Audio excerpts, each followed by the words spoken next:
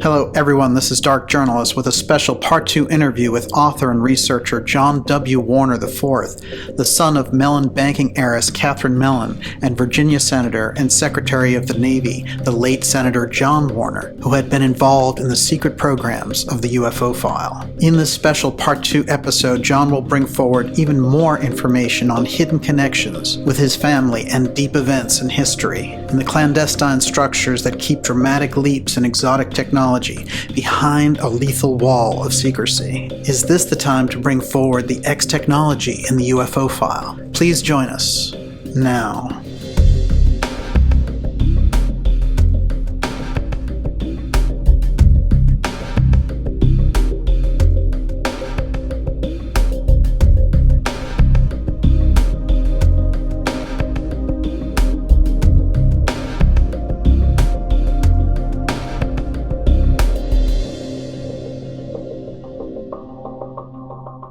John, it is great to have you back. And let's start off now with this story we were just talking about involving the Dalai Lama. I know Uma Thurman's dad, Mr. Thurman, who's the head of the Tibet Society in New York. I know him and his wife very well. And I mentioned I said, I'm writing this book. This is years ago. I said, I'm writing this book about the Ahnenerbe SS in Tibet. And he flipped out. That's not true. You know, the Nazis had nothing to do with the Dalai Lama. He was very defensive. I was like, look, I got a picture of the Dalai Lama with Bruno Beger of the Ahnenerbe. Now, Bruno Beger was a psychopath. He had Jews killed at Auschwitz and put them in a skeleton museum to show how superior Aryan skeletons were to Jewish people. I was a psychopath. I mentioned that in the book. And Mr. Thurman went apeshit. They're good friends with my sister and longtime friends. Now, I respect Tibet and Buddhism. It's a philosophy, but the truth is truth. Why was the American Nazi Party in the 30s? Himmler said it. We're really proud of the American Nazi Party. They're the best at doing Tibetan Bon rituals out of Long Island.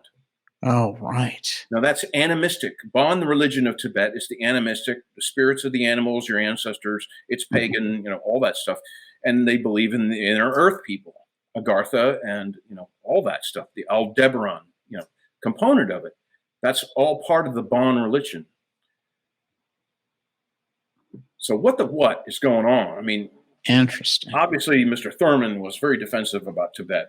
I'm now wondering if he was on the CIA payroll. Wow.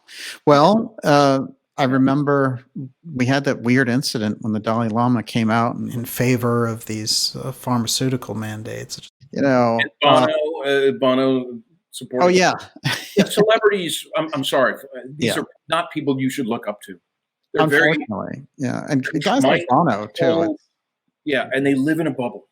Yeah. Their own reality. It's to protect them because intense fame is not natural for the human psyche. And you'll go mad. So you create this bubble of entourage of people. They're kissing your ass. Mm-hmm. They need that.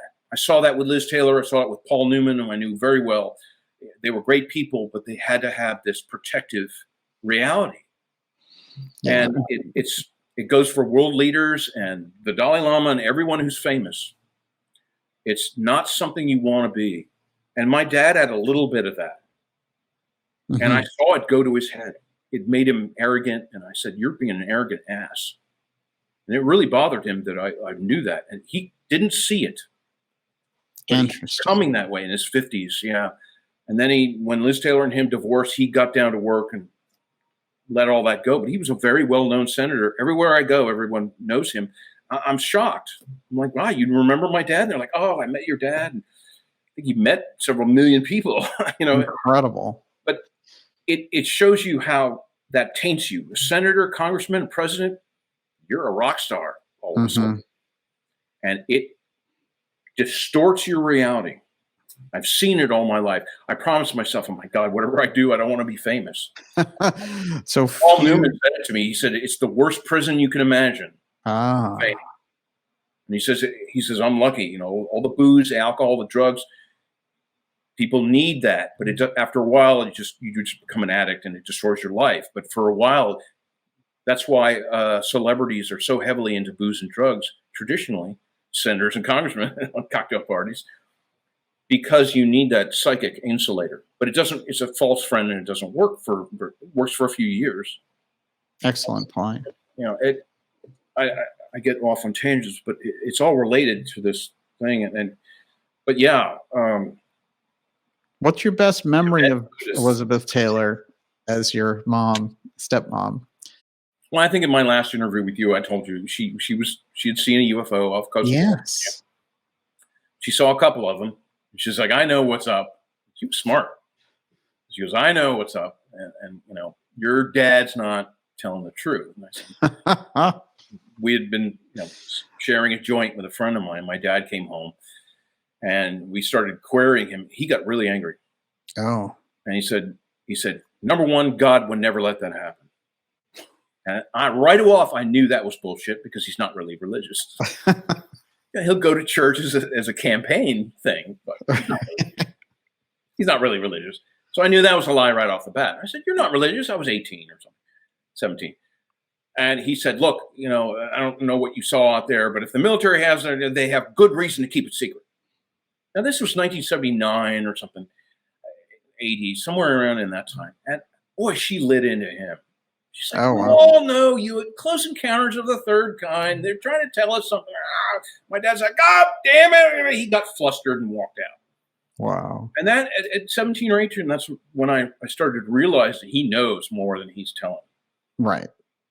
Especially with that bullshit statement, God wouldn't never let this happen. I said, well, why did, God exists. Obviously, she probably created all the cosmos. So, what's the rub? He had bullshit arguments as a politician, even within his own family, we were very inquisitive children. Mm-hmm. Shut up and listen to me when I tell you something. No. Mom's a hippie. Mom said Vietnam, UFOs. Wow. And so I had my mother pushing me with conspiracy and saying, look, the world's bullshit.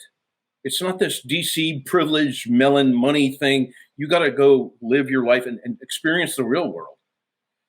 And that's your mom, Catherine. My mom, I'm real mother, Catherine.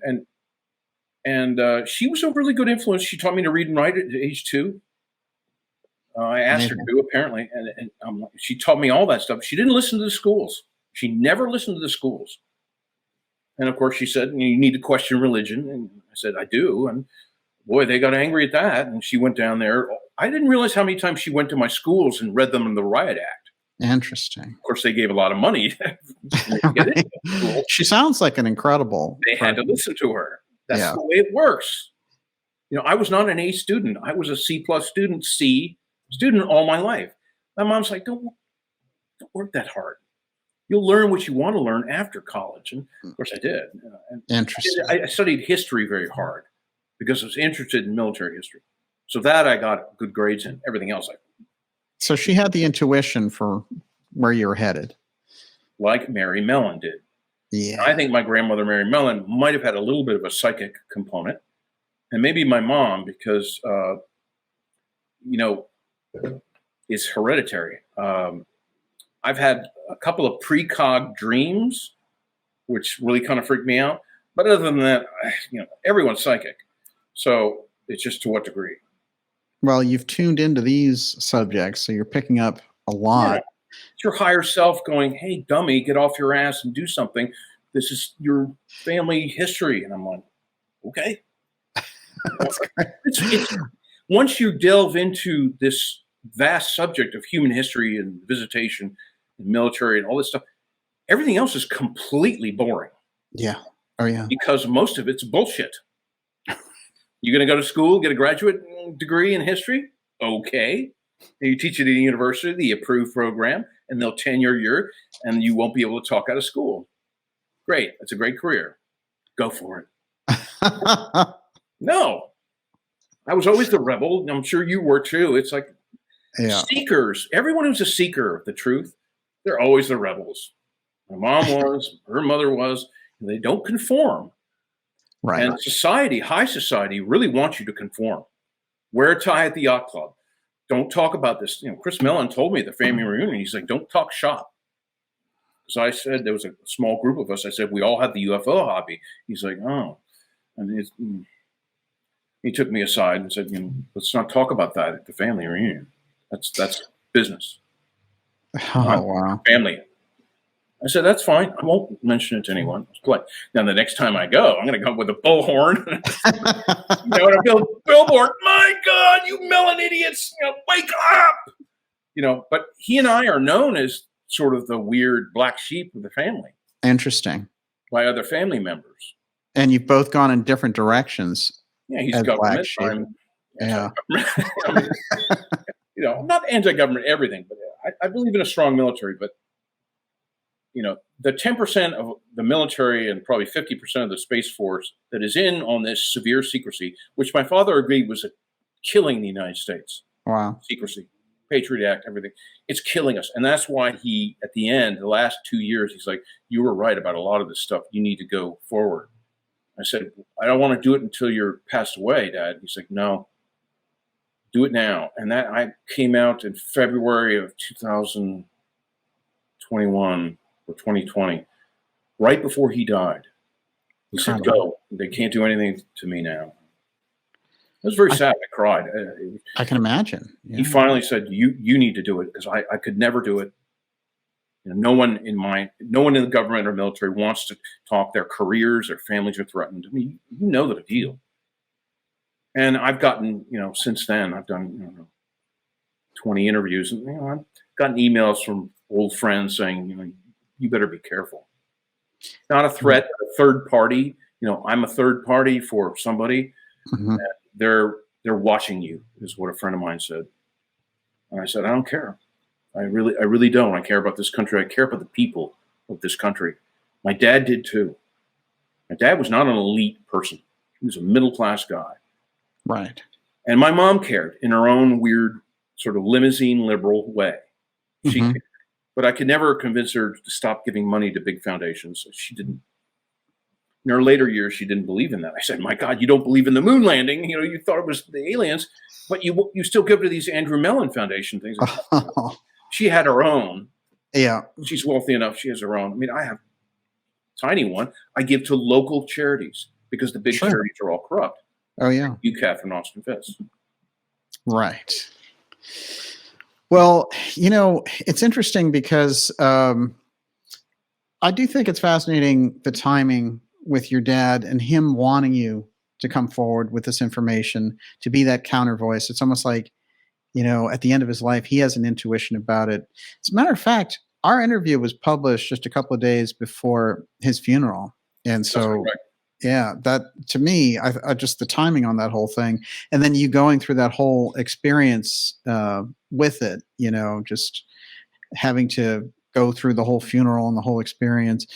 And, it's an interesting legacy that your dad has left you, because he let you in to a degree on these things, but he also was a politician for so many years that he played it safe. But at the end, he said, you know what, you have to go for it. Well, I love my dad dearly, but I am disappointed with him because he's left this big bowl of crap in my lap. And it's like in the mafia movies, you cut off a head and you throw it, Apocalypse Now, on Martin Sheen in a bamboo cage, and someone threw my friend's head in my lap.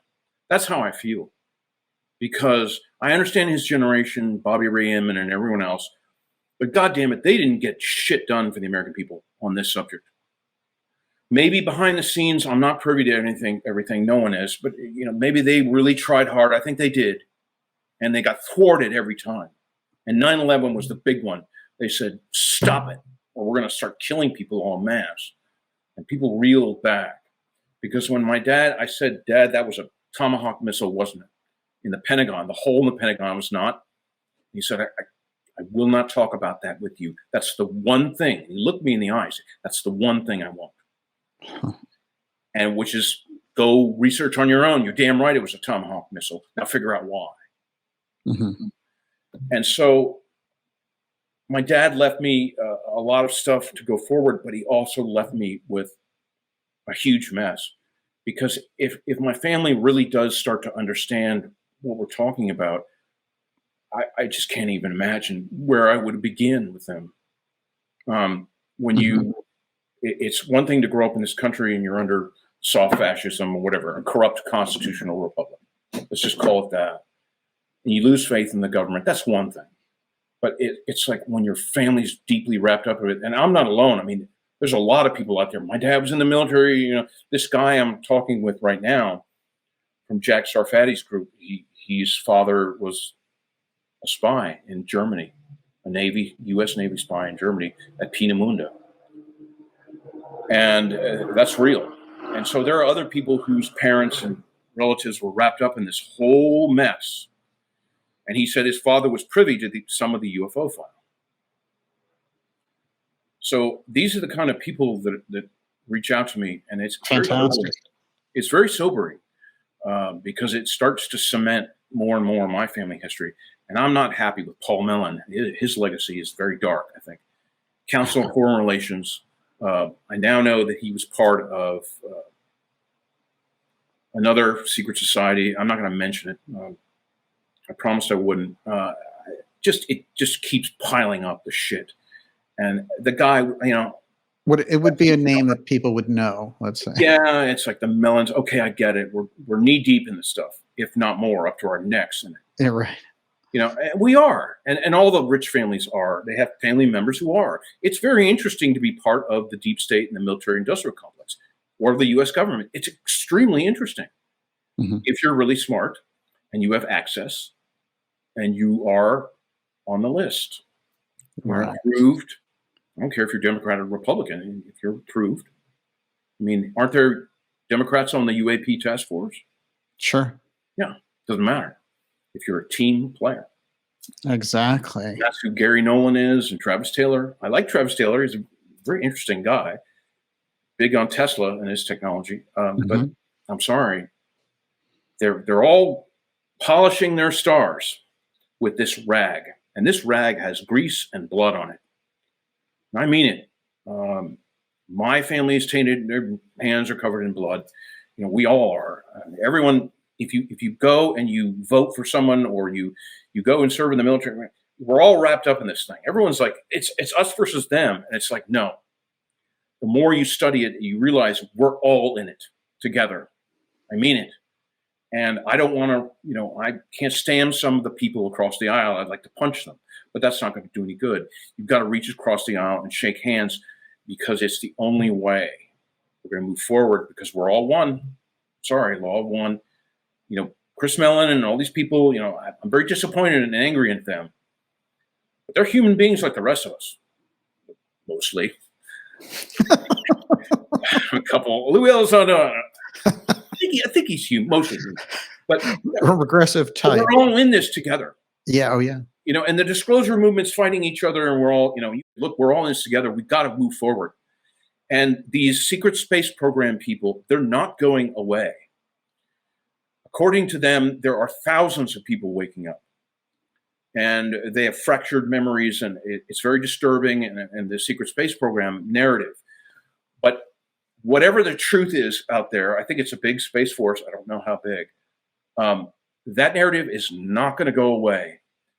It's accelerating from what I can tell. And it's like, that's just the way I'm wired. I keep a very, very open mind. I listen to everybody, and I consider everything. Yeah. Some of their narrative makes sense. Now, I'll go back to Germany. Let me just tell you a couple things about Germany that they tell me. These Germans out in space who apparently have conquered some star systems and living on different colonies and planets, for their military, the Nachtwaffen, or whatever they call it, they use Kriegsmarines ranks. And the officer corps is into Asatru Norse religion as a privilege, because religions are outlawed. They call themselves the Federation of Free German Worlds. Now, free for whom? You know, Aryans, obviously. But I find it interesting, all the little details on their military script. They have the 30 Years' War. Now, that's Lutheranism. That was Gnosticism versus the Church of Rome. Oh, right. You know, Lutheranism, and they're very proud of that. Now, that's a very odd detail for someone coming out and saying, "Hey, man, I served with the Nachtwaffen, and I'm an SSP, you know, and I want to." And I don't think any of these people are making money, pennies, little bits, dollar here, dollar there. And it's like, they're not in it for the money. And they're saying all these odd details. So you got acid true religion, they said they speak to a very odd dialect of German. So I looked it up. A lot of the Bavarians went down to Neuschwabenland. Now, Swabia is in Bavaria. Right. Swabians speak a very distinct dialect of German. Isn't Neuschwabenland Antarctica? Yeah, Neuschwaben base 211. Now, Jim Marr said that also means New Germany. Yes, but Swabia is interesting. They have a lot of pagan festivals in Bavaria and Swabia. I went to some of them. Fastnacht and the solstice festivals, which is Oktoberfest. I went to the spring farmers festivals in Stuttgart. Boy, was that a wild time. Men in dresses, women in the beer flowed, and they had the band and everything. But it was very interesting how they take all these previously pagan rituals like Fastnacht and Krampusnacht. The mean demon comes out and steals children. Wait a minute. They abduct children? Where's this guy from? Oh, we don't know. It's Krampusnacht.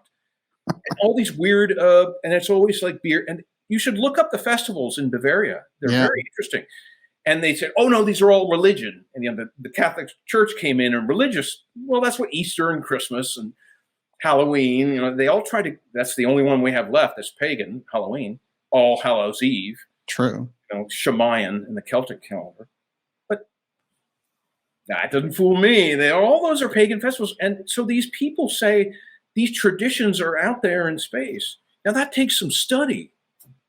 It's not just your garden variety 25-year-old girl who comes out and says, yeah, man, I was out in space with the Germans, for a 20 and back tour or whatever, 100 and back. And then they age regressed me and time traveled me. And I was like, okay. And then like, oh yeah, I was into acid true. And oh, by the way, they celebrate this. And I'm like, that's not easily found, because they say that the Lords of the Black Stone was a thing, like ET trade item that was illegal. And you heated it up and it excluded a black blood. Now, this gets back to the Teutonic Knights, the Templars, the Cathars, and everyone, the Gnostics. They all mention this black stone. And so that was very interesting to me. You have to go to esoteric books. One esoteric book from, I think, 1901. And I had to have it translated from German. And they're like, oh yeah, the Lords of the Black Stone. It's not easy to find. So these people are coming up with a very complex, detailed narrative that's not easy to understand. So I'm not advocating anything. I keep an open mind about everyone and everything. But I find it very interesting in the German details. And I'm sure Farrell will recognize some of those things. I mean, Kriegsmarines rank, Oberbootsmann, Korvettenkapitän. You can find that on the internet. But some of these other things are very esoteric and weird. Acid true is very esoteric. I didn't dig into that. There's people who still do that. Amazing. In America too. Interesting. Let's say that these are interesting details that you're finding in witness testimony about extraordinary experiences that they had. And, like with a lot of extraordinary experiences, you take it and you wonder about it. But some of these details make you think, well, there's something to this. Yeah. I mean, in my book, I talk about the origins of the Wunderwaffe and the Tula Society and the Vril Society. I think the Vril Society was real. I think they were working on flying discs. Whether they got them to Antarctica or not, I don't know. High jump was very suspicious. Farrell dug that out. It reeks. Everyone I've talked to military-wise, they're like, oh yeah, Operation High Jump. That never made any sense. And so that's weird. But the where I'm tying this in is this. On your show, J.P. Farrell and some others have built over the years a fantastic amount of research. They have built a solid granite foundation for a breakaway German group or civilization. That's without doubt. If you do the work, you can see that. Yes, some of them went to Argentina, some of them went to the base 211 in Antarctica, and some of them came to America and NASA. But I'm not sure. There's stories of the Antarctic settlement women in the pale blue uniforms and the island of Ritsa being trained. The story is handpicked 3,500 Waffen SS troops from the Russian front with combat experience. They say that hardens the person's spirituality and DNA. Being through those traumatic dark night of the soul, Russian front was hell for everyone, freeze to death. Oh yeah. And so when these guys would go down to Antarctica, let's just say the story's real, you're dealing with a genetic stock that has been tempered like a sword. And sword, you temper it, you quench it, temper it, you quench it. It becomes flexible and hard. And so that makes sense to me, given what we know. Now, once in Antarctica, did they go to inner Earth or go out of space? I don't know. No one's quite sure, but the people I talk to, the SSP people, say, of course they did. It's not that big a deal. It's just we're told it's a big deal. And given all this stuff, look at the evidence the past 100 years. I mean, it's astounding. And so there is a connection between everyone's research and this new narrative that's been around, I think, 8 or 10 years that everyone hates. And they remember the early 90s? And they all, those people are into alien abductions. They're all nuts. They're all Roswell crazies. Yes. And now, look, they're the conservatives. Very true. Stephen Bassett and Cameron, very conservative. They're trying to work with the government, trying to get it. That's never going to work. They're only going to get the UAP approved narrative from the government. I feel bad for them actually going that route. Yeah. Dolan too. It's not going to work. I do agree we have to put our hand across the aisle and cooperate, but so far the other aisle is not cooperating whatsoever. Absolutely. I have to throw a wild saying they're not Chris Mellon's not interviewing you or Greer or coming on your show or doing anything. Right. No, they're approved people that have been vetted, team players, people that have been paid off, threatened, or do it because they believe that's the way forward. Well, they're not up for any kind of gentleman's debate on it, shall we say. All they want are the softball questions. And guys like Knapp and stuff, they'll feed that out there and just be like, when they talk to Elizondo and Mellon, I mean, they feed them softball questions, so you're never going to get to any truth. Now we find out, of course, Elizondo worked for the government the whole time. He's not ex-Pentagon anything. And these are the things that, we're hanging out there, we put forward. The way that I look at it is they're trying to switch part of this program over to Nolan now. And that's why I was asking you about him. But it's actually smart on their end, because to me and you and all the people in your camp and disclosure movement doesn't fool hardly anyone. But you have to remember the 7.6 billion people out there who watch CNN. Oh, that's the truth. And don't know anything about the topic at all. Sure. Mellon, Elizondo, Gary Nolan, the whole UAP task force group, they know who their audience is. And It's not us. Yeah. They know who they're talking to. It's so easy. I'm sorry to give this analogy, but it's like handing out candy to a child. Yeah. Here's your lollipop with UAP. Want it? Here's your UAP lollipop. Now go skip along and the UAP lollipop. Don't worry about anything. The question is, why are they doing it after 75 years of secrecy? Why? Who's the impetus? Because my military friends are like, well, it's got to be a big deal because they never would do this in the old days. Right. What has changed on the Excellent point. So that suggests strongly that there's a white, light gray hat initiative in there. And, people say in the Trump camp, there's some of that in there. I don't know. I don't trust Trump. Yes, I know he knows about the UFO file because of John G. Trump, his uncle. Sure. Probably Nixon. It makes sense. But what did he do during his presidency? Not much. Actually, I'm glad you brought him up because I wanted to ask you, Mar-a-Lago, the raid, what are they after him for there? Something big. Something. I mean, DC, my dad told me a trick. He said, whenever something big happens, go down to Old Ebbitt's Grill near the White House on a Friday afternoon, have a beer and a hamburger, and listen. Because all the staffers, senators, congressmen, they go there. It's a watering hole. Wow. It's one of the great hamburgers. And my wife and I were like, let's do what Dad said to do. So we went down there and we went down a couple times. And man, that was all the talk what the hell was in Mar-a-Lago? What do they have? I don't know, And I think I was like, UAP task force, UFO. And, would look, who the hell said that? Didn't talk to anybody, but we listened. Interesting. And so whatever he had, it was hot. So it probably was a combination of, everyone thinks it might have been the Kennedy stuff. Maybe, but I bet it was some of the UFO stuff. It had to be, because that's the only reason why they breach. There's I don't know how Raiding many next president? That's never happened. Yeah, They didn't even raid Nixon.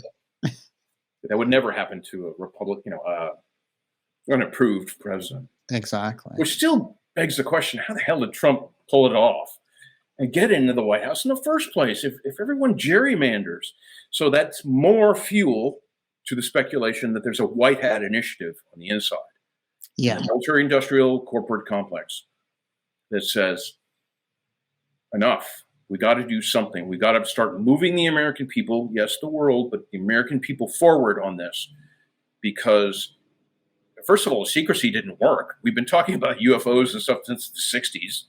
There have been a million writers written really good books that you and I have both read. And Peter Dale Scott that tells us the deep state. But they also know a lot of people don't read anymore. Right. Yeah. Well, they want to build a TikTok society. No, they do. Yeah.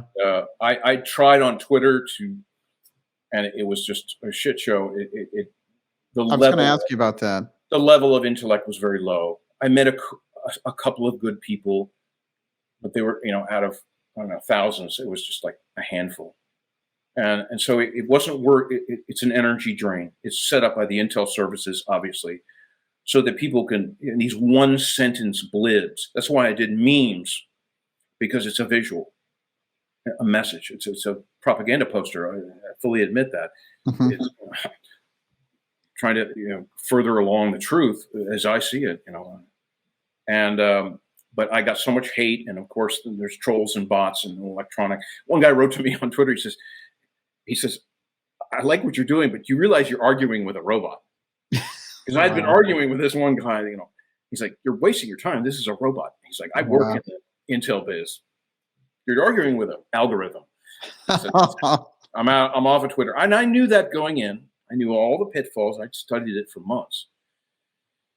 But it was so little reward for so much work. And for you and your channel, it makes perfect sense. For me as a private individual, it's nonsense. And I got so much hate.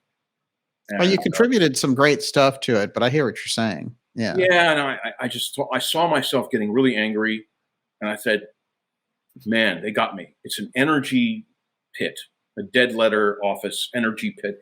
It's where thoughts and energy goes to die. It's not a good vehicle for passing. Absolutely. It's mostly bullshit and counterintelligence. And boy, did I get a lot of hate when I came against Elon Musk. I said, he's a thinly disguised military contractor. Here's the Cybertruck. I got so much hate. And what did Tesla recently come out with? Oh, we're doing work for the military. Yeah. Oh, yeah. I'm sorry. God. It's so obvious. Yeah. He's going to let out his anti-gravity Tesla and say, look what we made. And, he's going to be the big hero. But, everyone on the disclosure side, I think most people are like, he's a CIA lapdog. He's African or German, like Farrell said. I mean, the Facebook kid is nuts. I mean, it's also, once we have the eyes to see, it's actually really childish what they're doing. Yeah. But you've got to have the eyes to see. And everyone, your subscribers are like, oh, I know what they're up to. But everyone else doesn't.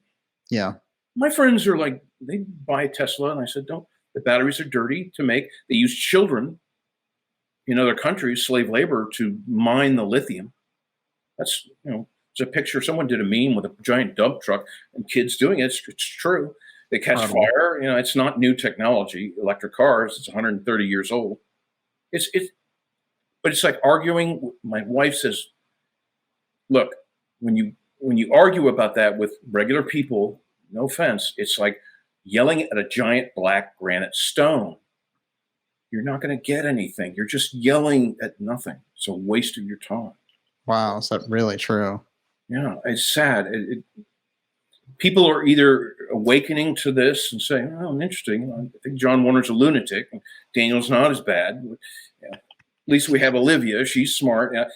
But it's a long process. I've had all my life to come to terms with it because I was right there. I was like a dumb kid, and I was like, "Well, this is cool, Navy base." And it's like, no, I mean, I was on the USS Enterprise in 1995 off South Carolina, and I spent 2 nights on board with Dad and my ONI friend. And one evening off the fantail, there were bright orange lights at the horizon, and they were glowing super bright. It was sunset, but the sun was over yonder. And this is out towards the Atlantic, out to the east or whatever. Yeah. And they started disappearing, and then one shot away. And the officer in charge at the fan deck, lieutenant or whatever, he said, "All right, everyone back to work. It's naval flares." And I remember listening with my friend, this chief petty officer walked by with a group of sailors, and he said, "They always fucking say that. They always say that. We know what it is. We know what it is." And so they've been, I think the secrecy, even in the military, where everyone follows their duty and they do their duty. They're getting, a lot of officers and men, they're getting tired of this. I think the Navy not only has the lion's share of technology and access, but I think the Navy probably is the impetus for this whole thing. We got to do something. We're going to do it now. I don't care who it is you pick, but do something. Because everyone, every day is, there's a UFO sighting every day and there's a new story, whatever. They've done a terrible job keeping all this stuff secret. Terrible job. But it's a law of averages. Only a small amount of people. Let's say the United States is 335 million. There's only maybe 1 million people that understand what you and I are talking about? I'm being generous. That's a pretty good number. Yeah. I'd say probably less. Yeah. That's no threat to anyone. So they know this is all a fait accompli in their eyes. I don't think it is, because we're all in this together. So whatever harm you do to the American people via action or inaction, via truth or obfuscation, or lie by omission, you're only hurting yourself in the end. I mean, that's my message for the deep state. It's like, I don't care how separate you feel. I don't care how omnipotent the royals or big families feel. We're all connected. And everyone out there, I guarantee you, in space and everyone, they see us as one race. Excellent. I've heard that from multiple sources. They see us as one. And I don't care how far the Germans, if they are out in space, how many planets they've conquered or whatever they did, at some point, everyone sees us as one. They don't see German, American, French, English. They see us as one race. And we are one race. And we're all going to have, so we all are culpable for whatever everyone's doing in every ET's eyes out there. I think we have diplomats, conferring with ET everywhere, going, what do we do about this mess? And they're like, well, you got a big mess. And it's probably one of the worst messes our galaxy has ever seen, ever. But you got to start somewhere. So they're starting. But it ain't much. I mean, I'll be long gone. I think it's going to take 50 years, sadly. Wow. Yeah. I don't think it cannot happen overnight. It shouldn't happen overnight, because once I heard that from people that the religious folks commit suicide, and I don't want that to happen. I'm not a religious person, but I don't want that to happen. I've got a lot of friends who are religious. Absolutely. And I don't want, religious extremists taking a lot of people with them because they think that's the right thing to do. According to whatever text you're reading, it's what do they call it? The big thing at the end, Armageddon. Right. Whatever. There's all kinds of terms for it. The rapture, Armageddon. Rapture, whatever. It's like, Jim Jones, we need to be at the comet's tail. Yes. Everyone drink the Kool-Aid. That could happen on a larger scale. So when I heard that, I was like, shit, maybe some of this darker elements that are possibilities within the deep state and the military-industrial corporate complex. ET trade and illegal drugs and weapons, and I'll call the dirty stuff. That could really make people lose faith in everything, because it's like, Wow. oh my God, there's a small portion at the top that's been screwing over the rest of the human race for so long, since Anunnaki times, for 10,000 years, and no one's ever tried to do anything about it. And Right. you and I have had many decades to come to terms with this, but it's like I go everywhere with my wife and I see corruption everywhere. Wow. The local police department. Who do you know? Are you rich? Are you poor? That's going to depend on how the judge treats you. It goes down the line. What congressman or senator or representative do you know for that favor? Nothing gets done without a scratch on the back. We're a completely corrupt world. Every country is either overt fascism or communism, same thing. Don't give me the technicalities between communism and fascism. Don't get me started. It's all totalitarianism. Yeah. And what's sad for me is the last 25 years is it's like there's nowhere on earth that's a free country. There's no real freedom for anyone. Oh, you billionaires, you all have freedom. No, we don't. I can't go to the moon. I can't go visit people on Mars. I can't go to Utah and go to a deep underground military base that everyone's taxes is paid for 10 times over. Right. Do that. I can't have the truth. And if I'm an average working class person in the United States, I expect modest justice at best. Mm-hmm. And probably at most, I get the shaft. And my father we had a lot of heated discussions about the corruption everywhere. And I finally realized that he was clinging to the naive belief that we still had some. I don't. Oh. At all. I think the entire world is on the take, corrupt. That doesn't mean they're all bad people. We're mostly good people in the world. Mostly. It's just, the fascists of the world know how to rule if you have the money, the weapons, and the power. And the technology. Right. We have it. What are you going to do about it? So I think this whole UAP thing, Chris Mellon, the UAP task force, the Pentagon, Avril Haines, all these acronyms of these departments, all that stuff, all that crap, they're trying to do something. They're really trying to poke us with sticks. Yeah. The disclosure movement and the public, but the disclosure movement, because they can't disclose the hard stuff. Yeah, sure, alien visitation, big deal. Roswell crash. Yeah, we back engineered some stuff, big deal. That's the low level. They don't care about that. They care about the big stuff. They don't want us to know about the Anunnaki and where we came from. Oh, we have funky bloodlines all over the place. They don't want us to know that. It's this thing where they cannot do it because the darker hats will be like, we're going to kill all of you if you do that. So, but they're getting impetus from the lighter hats. And so they're like, something's happening. Mm-hmm. But it's really lighting a fire under our butts in the disclosure movement. I'm angry. I'm sure you are. I'm fired up. I would never have come forward having an op-ed for Chris Mellon. So wow. I think they're doing something next to nothing to get people interested, number one, because most people aren't interested in this, interested in the subject. And then the people in the disclosure movement who are more knowledgeable, from mild to wild, to slowly move this thing along because they can't do it. They're like, look, here it is, a box of Oreos.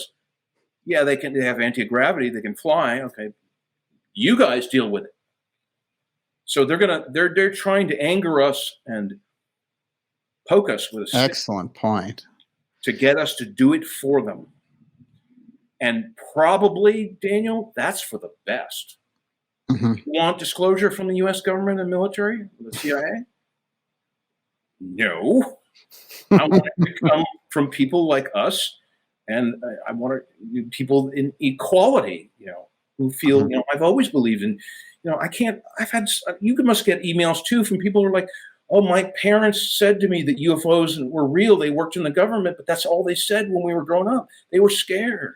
Mhm. And I was like, I understand. I totally understand. And that's very heartwarming and heartbreaking at the same time. Oh, yeah. But a lot of people are really afraid to talk about this because there's still a stigma.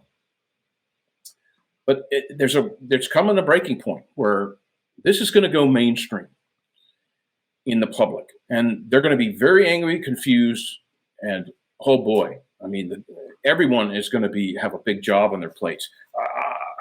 I might run to Colorado and live in a log cabin. And then I just I won't even know what to tell my friends. Where do you start? Yeah. I mean, yes, the Earth was probably terraformed, probably Grand Central Station for more billions of years than we're taught. History is a lie. Everyone's head's going to pop like popcorn. How do you do it slowly?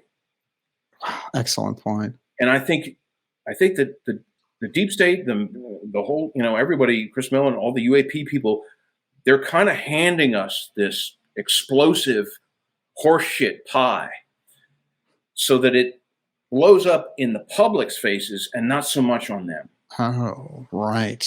Yes, some of it will stain them. And I said to Chris, why do you want to be the fall guy in this? And I think he's doing it for patriotic reasons. I think he truly believes the thin amount that they've told him, and they said, go forth and spread the word, Space Jesus, or whatever. You and Lou and Avril Haines and everybody and connected with this, go forth and do it, because the big people behind the scenes that we don't know about, they don't want to be tainted with this. They don't want to be bothered with this. If it's going to blow up in the public arena, the biggest problem, as you know, is our media, the press media. Oh, yeah. There's no, I'm sorry, folks, the world is fascist and there's no free media around the world. No. Yeah, you have the Epic Times that gives you a little bit more truth. And, RT News gives you a little bit more truth than the American media, but it's all managed. And so we don't have any truthful media to go to. Everyone says, no, the Earth News on the internet, they're, unless you go to UFO conspiracy news and they're talking about everything, every news outlet is every time Chris Mellon opens his mouth and the New York Times and the Washington Post prints his article, or The Hill, you think they're ever going to print the article I sent you? No. Hell no. They don't even, Chris doesn't even want me to exist. Right. He would never mention me, ever. He will never mention me. Even if someone comes up to him someday, and I know he's not going to acknowledge you. He'll never, because that's giving me validation, and that's giving you validation, everyone else validation in this disclosure arena. Right. He will never do it. He can't. I'm sure his bosses are like, they got a knife at his back. Yeah. I don't. I mean, if someone was going to try to do that with you and I, we wouldn't listen. We'd take the knife. Right. But a lot of people I know, I'm sorry, they don't have the backbone to do it. Mm-hmm. I've had a lot of people come forward, send me emails saying, man, I can't believe you came forward. And I said, well, I felt the need to do it. My father served the American people. Now I'm going to serve the American people in my small little way. Absolutely. So they said, do you have any idea how dangerous it is? And I said, yeah, so what? I don't have a fear of death. There is no death. Boy, that's the big one as well. I told you the fun, they don't want everyone to know that death is an illusion, that we all reincarnate. Oh boy, they don't want that going either, because then everyone would be like, well, shit, I'm going to come forward. They won't have any fear. Fear is another one of their tools. Yeah. That fake alien invasion. If they do that, that's not going to work for long. I hope they do it, because then the conversation, the argument's over. Right. Yes, UFOs are real and everything, and no one can ignore it anymore. But they'll try to spin it the bad way, and the emergency powers. But the cat's out of the bag, and they won't be able to do much. But one thing I did want to mention is what I wrote to you in the memo I sent you, and that is, people keep coming up to me, and I'm sure they do to you and everyone else. It's like, where's the proof? Right. And it's a good question, and it's an important question. And as you know, trying to educate someone for years to get them to see, it's the sheer weight of the mass of circumstantial evidence around this topic: history, religion, weapons development, kings, queens, wars, bloodlines, the whole gamut, the Anunnaki, Atlantis, Lemuria, all of it. It takes so much to learn it. And so I started thinking, I said, well, here's actually, what proof do you have? They asked me, what proof do you have of this deep state and the worldwide control system? And I said, the fundamentals of history never, ever change since the fall of Atlantis. Yes, little things change, progress, progressivism, civil rights. Those are all, women's rights. Those are all good things. More transparency, sort of, a little. As Stanton Friedman said, yeah, we've had a little UFO progress in the last 75 years. Before he died, he said that. Wow. And everyone was like, don't you think it's a great new era? And he said, not really. But the fundamentals of history never change. Now, human race is very creative. By all accounts out in the universe, people think we're massively creative.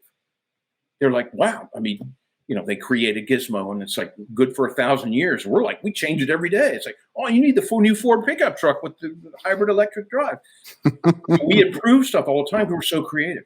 And so we're very loving and we're mostly nice people, benevolent. Yes, we have duality to deal with, but for the most part, most people are nice. But what are the fundamentals? Well, since 10,000 years, since the Great Flood, since Noah's flood, Göbekli Tepe, 12,500 years, we've had organized civilization. What doesn't change? The rule of the elite few over the many never changes. Slavery. You've got sex slavery, you've got debt slavery, you've got outright slavery, blah, blah, blah. And it probably is out there in space too, by Star Trek and Star Wars. It's all about slavery and war. That never changes. Religions are legion, and they keep creating new ones every day. Some people say the UFO disclosure movement is a religion. I don't know. I don't think so. But that never changes. Yeah, it has some of those properties. Yeah. And that's part of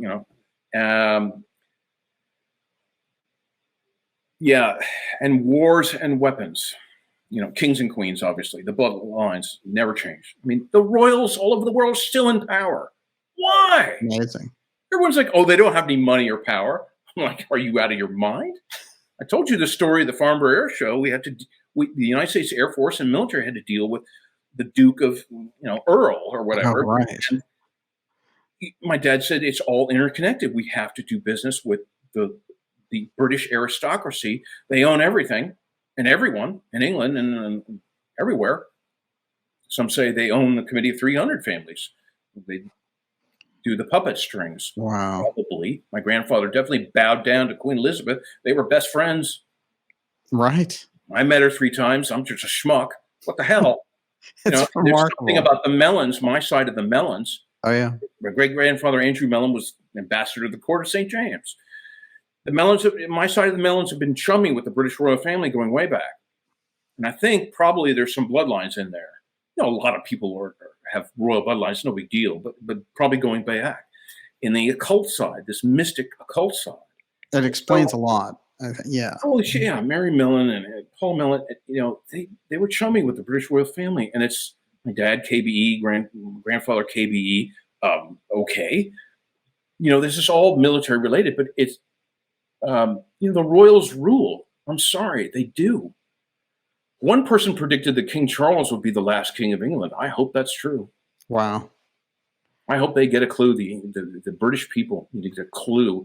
You don't wave your little flags. Most of them don't care for the royals, but there's a lot of them that do. They're like, oh, it's our heritage. It's like, well, you don't need to understand more about your heritage and the occult side of that and the historical side of that, where these bloodlines come from. And I personally believe they all came out of Sumeria. The Scythians merged with the Viking peoples, and that's where you get the Germanic tribes, which were attempted genocide on them, the Romans, others, down through history. It's true. And I think in the 19th century, the Germans were sick of it. And they said, we're going to, it goes back to, before Bismarck, it goes back to, some of the people I talk to say that go back to the Scythian Anunnaki bloodlines coming out of Interesting. in ancient times. They somehow merged with the Viking Norse people, which are a different deal. No one's quite sure. Maybe Atlantis bloodlines. And that became the German peoples of Roman times, the Iceni and Goths and the Visigoths. And that makes sense. Interesting. Yeah. Germans got really sick of it. What was it? Frederick the Great. You had Frederick the First and everything like that. And all those guys, going back to the 18th century, boy, they whipped those Prussian armies and the Hessians and everybody. Wow. Yeah. I'd say this mercenary thing goes way back. There's mercenary companies all over the world, Wackenhut, Blackwater, that do all the dirty work for everyone. So what do you think this says about German history? German history. I'm trying to do a white paper on where does this come from, this breakaway German group after World War II. What are the origins of that? And it's very nebulous. Huh. And it goes back to the Roman times. And these Anunnaki bloodlines, they all fought each other. And that's where all these religious wars and all our wars come from today, all these royal bloodlines. They're all in the mix of every single war. Everyone. Everyone's like, oh no, it was Iraq war, had nothing to do with royal bloodlines. The hell it didn't. Wow. The British royal bloodline against, Saddam Hussein's royal bloodline, these royal Anunnaki DNA bloodlines, I believe, are all connected, and they all don't get along, and they fight like dogs. That's been our legacy for 12,000 years. War, war, war. And these are proxy wars. So it all starts to make sense when you piece together the really big. And that's really hard to do, but I'm attempting to do that. But this German, boy, the Germans, as Pharaoh said, the Germans really have a knack for this stuff. Yeah. I mean, who creates, technical schools for, alchemical physicists in the 19th century, in the early 19th century? It's And remarkable. obviously, they got anti-gravity done in the 1840s and 50s. I don't know why they did it in America. Maybe the ley line things, as Bosley points out. Maybe the Americans had more money. It's not sure. But these chemicals and gold, they needed a large amount of gold. Maybe the gold rush gold in California by Sonora is why they did it there. So, I mean, all this stuff makes eerie sense when you start piecing together. I'm really fascinated on this early German stuff. It's the 30 Years' War. Wow. I mean, it all has to do with Hermeticism and Lutheranism and, breaking away from the Church of Rome and the Gnostics and the Cathars and the Teutonic Knights and the Templars. Right. It's all related. It's interesting because, there's a whole group of aliens that look Nordic. Sure. There are cousins. Yeah. And it really begs the question, what's going on there in relation to these alien groups? And I don't like to call them aliens. I think they're fellow star beings. We are star beings. Hello, we live on a little blue ball flying through space. Everyone lives on a spaceship. Hello. Hello, world. You live on a spaceship. There's no aliens. There's no, everyone's us and them. Invasion, us and them. No, that's just in the movies in Hollywood and the CIA. No, we're all, in ancient times, you look up the cynocephalus, the dog-headed men of the Middle Ages, they're trading grain. They're portrayed as just middlemen. Mm-hmm. Not like, they're gods from the sky. No, they're middlemen. Who the hell were they? Mm-hmm. The ibis-headed beings of ancient Egypt, the lion beings from the Lyra. Come on. And people got to get over this us versus them. We're all common citizens of the galaxy. I believe we're all equal. A lot of people don't like that. They want to be better. Be regressive about it. But this whole thing, like the aliens are coming. It's like, look to your left and look to your right. How do you know half the people you don't know are, half alien or hybrid or we're all hybrids. Mm-hmm. So what? I mean, dogs, we're like dogs. There's no purebred dog. They're all hybrids. It's this silly argument of us versus them. That's the first hurdle with all of this is people got to remember we're all cousins. Everyone in the cosmos, people, I don't care if there's a squid race, on the other side of our universe that lives under the ice and whatever. You dig back far enough and we share some common DNA from whenever the universe began. It's this whole, that narrative had been constructed by Hollywood. Mm-hmm. Jules Verne and everybody. But Really, it's been constructed so there's us versus them. And it's like, no, Wow, when that's Morty really comes cool. down in a spaceship, so what? What's the big deal? We're cousins. We share DNA. It's like, oh yeah, your great aunt Carrie. What? I'm related to her. Oh, really? So what? Doing trade. So some of the nefarious stuff doesn't, float my boat. Mega yacht. It doesn't. It's not that big a deal. We've been trained by the media and the movies and Hollywood to think it's the human race versus all the aliens. It's like we're all the same. We may not look alike. We may have different ethics. We have different levels of dimensionality, but we're not better or worse than anyone else. I truly believe that. Wow, it's an excellent point. John, it's incredible. I can't let you get out of this interview without this one question, which we didn't put on the record before, but it has to do with you being on this trip on the USS John Warner, and you speak to the captain, and then you find out that they're using something else. Oh, yeah. No, I went to the inauguration for the ship, the launching at Newport News, and I'm sitting there, my hand on the hull. My nephew was there and everything, and the captain comes up and says, "Oh, nice to meet you." I said, "Hey, Cap, come on. I'll bet this underwater you can do 100 knots sustained. And I'll bet you that's not traditional nuclear power plant in there." And he just nodded and smiled. And I said, "I bet you that's the truth. Don't worry. I won't tell anybody." Well, I didn't say that, but and he just smiled. He said, "It was really nice to meet you, Mr. Warner. You're a very interesting person." And he shook my hand, slapped me on the back, and walked away. Now, to me, that's confirmation that they're using zero-point energy plasma. So it's a lot safer than traditional nuclear on submarines. I bet they started doing it in the early 60s, because I've heard that I met Admiral Rickover at the Naval Academy with my dad. I was probably 21. And I started talking with him about the first nuclear submarine, the USS Nautilus. And Rickover said, we were very naive about radiation back then. We learned that from the Germans and other people who were messing around with nuclear research. But it was a great idea, so we tried it. But every man aboard knew the dangers. So that was a volunteer crew, USS Nautilus. Now, they went under the ice in the North Pole, and it was a big deal. And they were all heroes in my book because they knew the dangers of the radiation. And everyone wore a radiation tag. And wow. The stories I've heard is that a lot of those guys into their older years are dying of cancer. Oh, no. So they went into it knowing it was dangerous. But man, at that time, Cold War and the Soviets, not on the UFO file, but on the up and up Cold War, fighting a Cold War, we had to do it. But I think the Soviets had the movies. There's some movies about it. The Soviets had a lot of reactor problems, and probably we did too.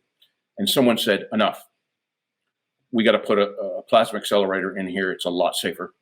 A lot less radiation. I think there's a tiny bit. And they started probably doing that in the 60s. Interesting. And for safety reasons. And of course, the big carriers, you've got to go 35 knots into the wind to launch your aircraft. That takes a lot of power. Even in World War II, they could get it done with reciprocating diesel fuel oil engines and turbines, but it takes a lot. And so nuclear power, they probably started out with traditional, but by the 60s and definitely by the 70s, every carrier carried probably a zero-point plasma accelerator for energy, because it's like a small city. I was on the USS Enterprise, ironically enough, and I didn't get to see the engine room. Oh. My dad said that was classified. I said, well, I've studied nuclear engineering. I know what it looks like. You get the rods and the cooling pipes. I know what it looks like. He said, we can't go there.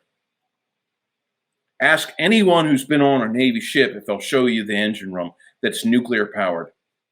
Nope, unless you've got a massive clearance. Now, my dad went and saw it. So I saw UFOs on the damn fantail with the crew. I think they were UFOs. They said they were flares, but the crew was very disgruntled. They didn't think so. And they wouldn't let me go to the engine room. Fascinating. So, I don't know. I mean, I think this is obvious that they've been doing this. I've gotten in arguments with Navy people, and they say, oh, no, I would know about it. And I said, no, with respect, you would not know This is the top of the tree classification. This is back engineered, German and UFO technology. To run a modern aircraft carrier, they've got to have 2 or 3 of these things to generate enough electrical power for the needs of the crew. Yes, some of the smaller ships don't use it because it's littoral. The USS Zumwalt, the admiral that I knew, that uses, complex. Some of the aluminum ships use jet turbines, but you got to wonder what else they have. Mm-hmm. In addition to the diesel, kerosene-powered reciprocating stuff, whether it be jet turbine or piston-powered diesel engines, they must have other stuff. It costs so much money to build those ships, and now they don't want to build many anymore. And and I won't get into the whole, whether they have a gizmo that they can open up a portal and teleport Tesla style from Pacific Ocean to the Atlantic Ocean. Oh, wow. Just think if they have the Tesla technology now on some of the ships, like the Zumwalt. Looks like a spaceship. Look at the USS Zumwalt. Very streamlined. If it can open up a portal you got to use crystals. I've heard you got to use quartz crystals and resonate them, and it will open up a rip in space-time. It saves time to target. It saves crew and food. It saves fuel. It saves everything. Now, how they manage the crew with that, John Lear says, some of these ships can go 50, 60 knots at nighttime and they lock the crew down. Maybe. But wouldn't it be more elegant to Tesla teleport to where you need to be? It's like, we need the USS Zumwalt. Let's say it's hanging out in the Caribbean. We need it in the Gulf of Aden. You're there. And the crew is silenced, or they use some type of blank slate technology, which I heard is very sophisticated. And I think they used it on my father in Iraq. He said, and they managed the crew that way. Oh, yes, you did remember coming around Cape Horn or Good Hope or whatever. Yes, you do remember, and they do. My dad, when he went to this is during Gulf War, he went to Iraq. He wouldn't take me there. I didn't get to go. I wanted to go. He was on a military jet, a passenger military jet, and they fired missiles at him. Wow. I don't know where this is, Fallujah or somewhere else. I don't know. And he said, we had flares and we had F-16s, and they didn't get close to us. And he said, I fell asleep on that flight, and I woke up, and we were back at Langley, and it was like, he said to me, it was like I was just blank. He says, I don't remember a damn thing. I fell asleep and I don't remember a damn thing. And it's not like him to fall asleep for a 7, 8 hour, 10-hour trip. And I'm thinking, I've heard stories about Area 51 where they Janet the people in, and they don't remember what they worked on that day when they go home. But when they bring them to Area 51 in the morning, John Lear said they blank slate them again, and then they continue working on the project. Wow. So every single day they're blank slated, going to work and from work. Incredible. I think that might be a technology that they have to manage, because imagine managing all this secrecy. Oh, It's got to be a technology. Yeah. So many people, the crew, everyone, we saw UFOs. Oh, we teleported across the world. It's a way to manage the people working under you. But again, it's not foolproof, because I've heard that you start to remember. Some people start to remember. Interesting things to think about. Oh, well, they just wipe out the memory. That's really impressive. Yeah, blank slate. I think it's a common technology they've had for 60 years. Where they got it from, only we can speculate, but I doubt if it originated here. It's some sort of trade item. They're like, if you're going to do this and work with us, this is ET talking, you got to have this little gizmo, because a lot of your people will go screaming to the hills and want to be on Dark Journalist. Oh, no. Wipe their memories and then bring them back selectively. Now that makes no whistleblowers that way. Right. Well, there are whistleblowers, because it's not a foolproof thing. Right. They say 30% of the people start to, oh no, I remember now in the 60s. I think Bob Lazar mentioned that. And Chris Millen attacked Bob Lazar. Folks, on Joe Rogan. Folks, that's validation of Bob Lazar. I'm sorry. Chris Millen attacked. True. That's validation of Bob Lazar. Sorry. It is interesting you went after him. That's my story. Well, that's a breakthrough note to end on as well. John, it's great to see you, and this remarkable insights, remarkable history, and all the things that you're doing to open the subject up. The book, now you're finishing it up. It's going to come out when? It's short. In a couple months, I'll get it on Amazon. It's called Sanity Was a Luxury. And it's an odd title, but it's a quote from Ernst Schaefer of the Ahnenerbe. He's Fantastic. having this meeting with people, and he's like, folks, we're in a nuclear war with ETs flying around and Foo Fighters. Sanity is a luxury we cannot afford. I like it. And I think in those meetings, those people were like, their whole reality and history was blown in an instant on all sides. Amazing. And this, from Little Anton to Lion, Tiger, Bear. Now, this would be like the thread goes directly. Was it part of a series? Yeah, it's all a series for now. Probably write one more book in the series. Fantastic. And then write a time travel book about the Civil Wars and Albert Pike and the Freemasons. That's a story that needs to be dug out. Listen, Ancient Aliens is just going to scoop you now. They're going to just grab it. No way. No thanks. I'm not going on TV.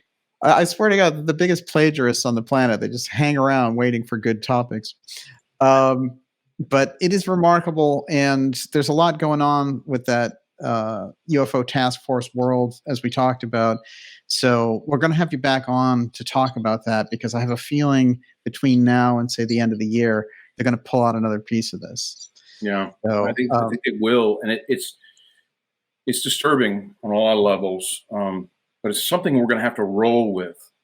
Yeah, and I hate that. I'd really love if everyone would wake up all of a sudden to it, but they're not, and so we're going to have to roll with it and manage it as it goes. But I'm telling you, dissenting voices like yours and other people's, they're getting out there remarkably well, more than I would have thought. Mm-hmm. To people who aren't really part of our whole gang here, they're sort of on the fringes outside, you know. And someone said, "I'm a physicist scientist. I know what you're doing. I think it's a good thing, but there's no way I'm getting involved." But here's something your dad and I discussed years ago, and I get emails like that from time to time. And so the word, you know, and people know about you, and you know others. And the interest, I think, is growing, but I don't know. Is it going to take 50 years? I hope not. But it's building, definitely. And I agree with you. It seems like it's breaking through into different places we wouldn't have expected. Yeah, it has in the last 10 years, especially. It's slow, it's painstaking, and maybe that's not a bad thing. I used to think it was awful. Now I'm not so sure. I think a pace is good, but their UAP thing is way too slow and way too uninformative. Right. Hands down. But I think the combination of them and us, everyone listening, everybody out there. So the truth is rising. I think so. Yeah. It is. I mean, you remember 30 years ago, there was nothing. Absolutely. Books and magazines. There's hardly anything on the internet. Hardly anything. But now the internet's changed everything. They can't hide stuff anymore. I've heard that people have tried to destroy the internet and hide stuff, and it just doesn't work. They can muddy the waters more, which is what they do. Yeah. But it's becoming more and more obvious. I mean, the UAP, someone said, "Is there another UAP task force?" And all these acronyms. And I'm like, man, you can't believe what they. Oh, you need to talk to the office down the hall of the Pentagon, the Anomaly Research Interrogation of Sea Creatures Office. It's like, what? And then you find out it's real, you know, like 5 guys sitting around a desk, you know. That's even worse. Like paper football. You know. It's remarkable what they're doing. Well, I'm glad you're doing so well. And it's great to catch up with you. I'm always checking in on the stuff you're sending, and we're going to talk really soon. Some of it's weird, and I understand that. And so a lot of it I have trouble with myself. But, you know, I'm sort of, my whole thing is just the shotgun approach, you know. Assume it's all true and then whittle down from there, you know. Law of discernment, you know. That's the way to go, actually. And I I feel like since you came out, if people are coming forward to you, that's another dimension as well. So it's sort of like your own level of experience is being opened up by the things that they're giving you. Yeah, it's remarkable. I wouldn't have believed that people would have done that, but they did. And uh, just today, that guy today, is remarkable Wow. information about World War II, and I can't wait, to dig that out more. It's a fascinating. I mean, it's disturbing. It is. I Sure. mean, but, Yeah. but No we question. got to start talking about all the possibilities. They're not going to go away. 10 years ago, everyone's like, "No, that'll go away." Mm-mm. The narrative keeps building and expanding. You know, I have trouble with what is the truth from fiction, but it's expanding. Like the universe, it's expanding, which is good. Well, we'll see. Maybe the Mar-a-Lago documents will open up a whole new chapter in the UFO file. Trump's got those, buried between the floorboards of his car or something. They'll never find those. Hey, they searched Melania's wardrobe. That's kind of interesting. Yeah, because you hide things inside clothing. Ah, It's an old trick. They sew diamonds into clothing so you can go right. across borders and you carry your wealth. Same thing with documents. It's probably a thumb drive or a chip. It's tiny, sewn into clothing. Oh, that's an old tactic. I don't think they found it, and No. I don't.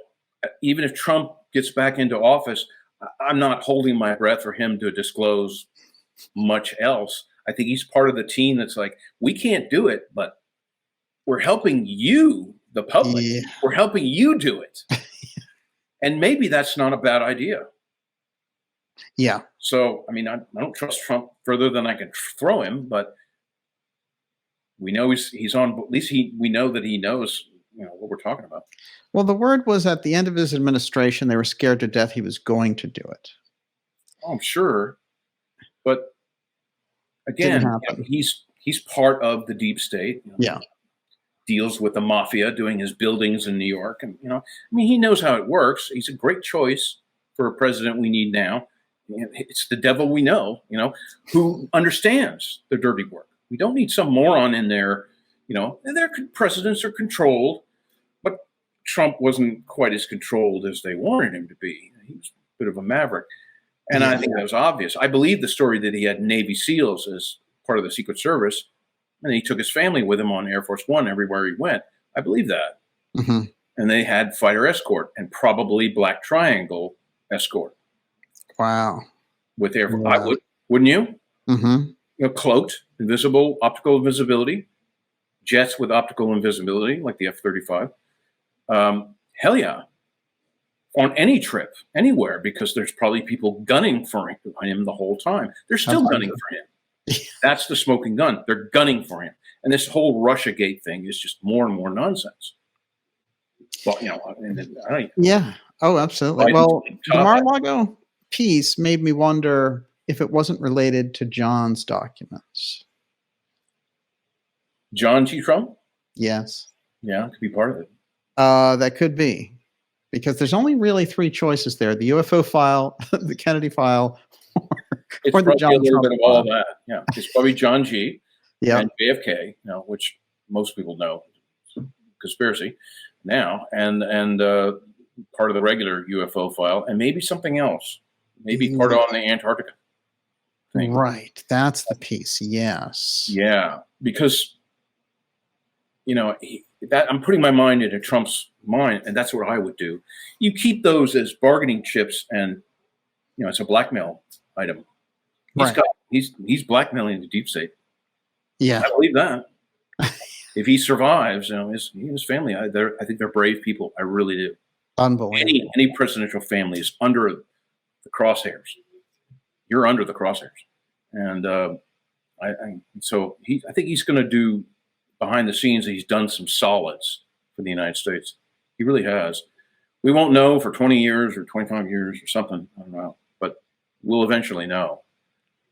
But I don't know. Military trials, your guess is as good as mine. There's no proof of anything. Everyone says Gitmo is full of this, that, and the other, and there's no proof of that either. But, right. Yeah, we've heard a lot of those, and they haven't panned out. The the last thing I want to ask you is just on the UFO file. Where are they taking it now? If they have a congressional committees, Avril Haines, Arrow, and then they have the new thing. What new thing? A new old thing? You know, The new old thing. we have It's gonna Project take the place Blue of Book Arrow. data here, but now it's Project Pink Book. Oh wait, no, I don't think they have anything new. I think they're going to do more. What they do is just more stuff that doesn't have anything to do with anything. Mhm. You know, the reporting structures and UFO behavior. You know, they got the Richard Dolan report because everything that's safe to talk about. Oh, a UFO was sighted over Langley military base. Okay, whoopity doo da da. You know, that's not important. UFO sightings, the politics, the deals, who we are, the big things. That's what they want to keep. Look over here, folks. You know, don't listen to those crazy civilian amateurs. You know, it's crazy. And the people. It's sad. People are hardwired, by and large. Most people are hardwired to obey authority, Right. whether it be God or the U.S. government, the military, or the general, or whatever, your boss. It's just true. Those of us who've always rebelled against that, you know, we can't imagine why would you do that, but it's true, and they know that, and so a part of this has to be a societal change, fundamental change. And most people in America don't trust the U.S. government. I think there was a poll that said 63% doesn't trust. I believe Yes. that, Yeah.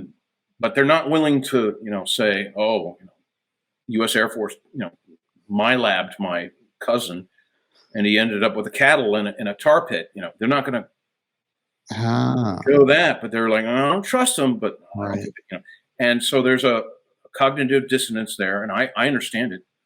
I don't have it, but they just don't want to go there, and so maybe the slow approach is a better way, but it's going to be a fight between us and them and the deep state because more and more people will go to the fringe over time because they've lost faith.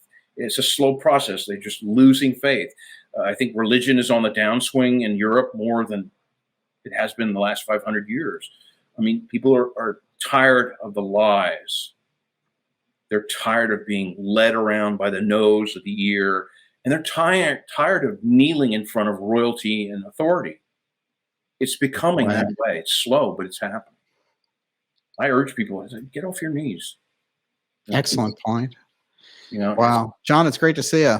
thank you for having me. It's a privilege. It really is. It's fantastic. And I can just see, you know, the insights and the information is building from all the things that you're doing. So we really appreciate it. Well, thanks. I do what I can, just like everyone else out there. You know, we all do our part. And I just have a really weird life and a strange brain that pieces things together. That's just who I am. But doesn't mean I'm right about everything. No one is. But we're trying. We're trying to figure out the truth. That's all we can do is try. And this whole thing with proof, I mean, I'm like, history never changes. Who has the godlike, omnipotent power to keep history from changing? The fundamentals. And don't tell me it's all these royals and deep state groups. They don't get along. They fight each other. Right. Who's at the all-seeing eye? And that has to be ET. Interesting. You know, that's what the Freemasons have been trying to tell us with all this symbology and all their stuff. It's like, it's on the dollar bill. We're trying to tell you. But they're under the same, you know, there's white hats, black hats, and gray hats in the Freemasons. And I don't think they've done enough for the American people. Disclosure. I hope that changes in the near future. No, I think it's really true. Yeah. I think my friend is trying. They're trying to, you know. Well, they face a decision to come out, you know, with more of this because they've run across periods like this before, the 19th century, where they were just going to get sucked up by the scientific materialism wing, and that was going to be it. So the public needs, the culture needs their input. Yeah. I mean, it is that era. I mean, Blavatsky and Steiner and Annie Besant, they had, and even Manly P. Hall, they had to dance around the tulips. Yeah. They couldn't come out and say, "Oh, Atlantis, UFOs, aliens." No, they had to do it in a very philosophical way.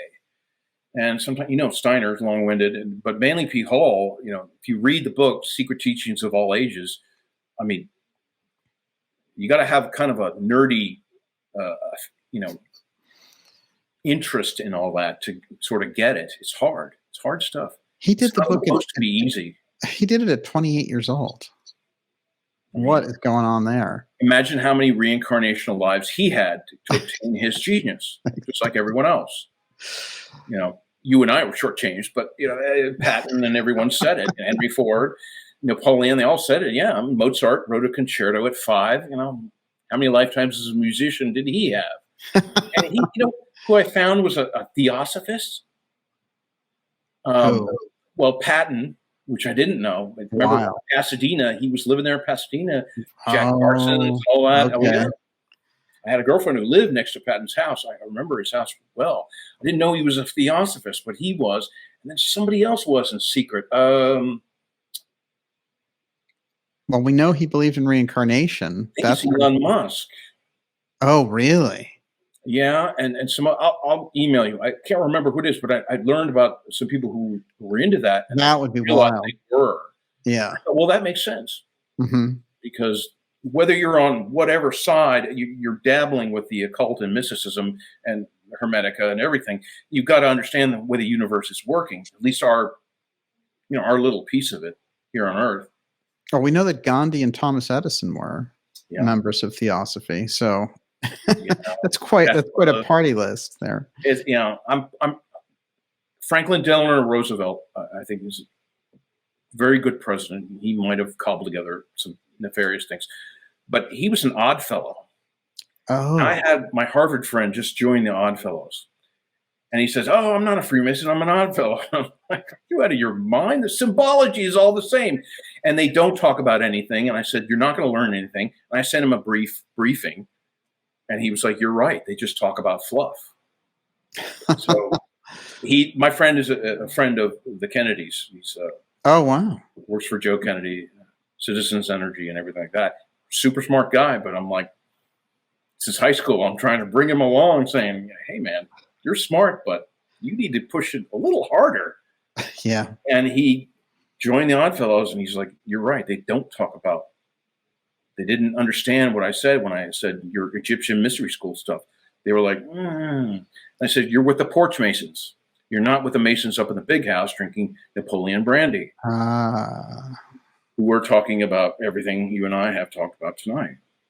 That's the way it is. It's always, we are stratified. Yeah, that was the other fundamental that never changes, caste systems. Right. Caste system in the military, caste system everywhere. Schools, India, America, everyone's in a caste system. That's Anunnaki. Right. And so that's another fundamental that never changes. Oh, America, the land of the free, we're all free. No, we're not.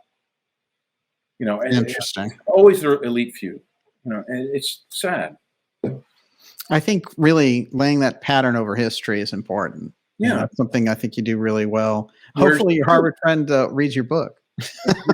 Everyone's like, "Where's the proof?" I'm like, the proof is all around you. Right. You need to do some homework and deep thinking. Mm-hmm. Nobody wants to do that. They want quick, easy answers.